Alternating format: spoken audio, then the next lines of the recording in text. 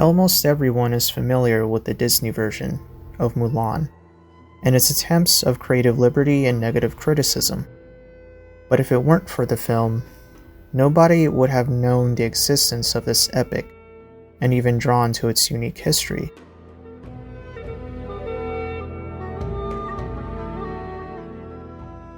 We are all familiar with this story.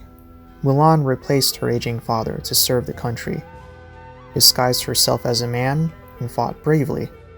When she returned, she didn't want a reward, and asked only to be reunited with her family.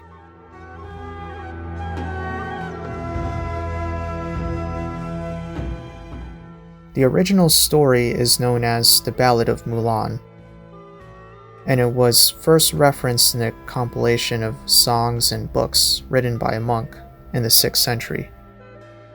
Unlike the Disney version, Mulan already intended to go to war. This may not reflect the typical hero's journey that everyone is familiar with, and that's because in Chinese culture and Confucian philosophy, everyone is expected to have a duty, from son to father, daughter to mother, their community, and so on. Everything has its place.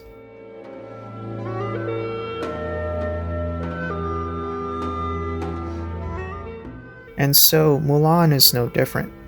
But what is significant is that her story still challenges gender perception. The very nature of the story is also subversive of cultural expectations. She disguised herself as a man in order to do what she believed was right.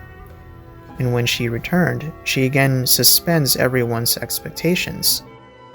Everyone believed that she was a man this whole time, up until she returned home to change back into her old clothing. This further emphasized the performative nature of her gender as opposed to the binary.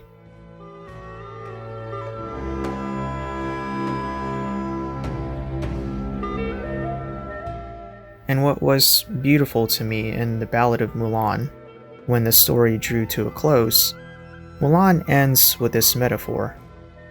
The male hare has heavy front paws.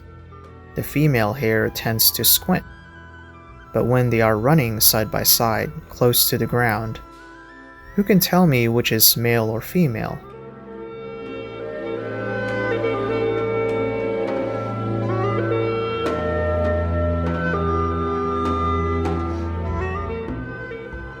I hope you enjoyed this time-lapse.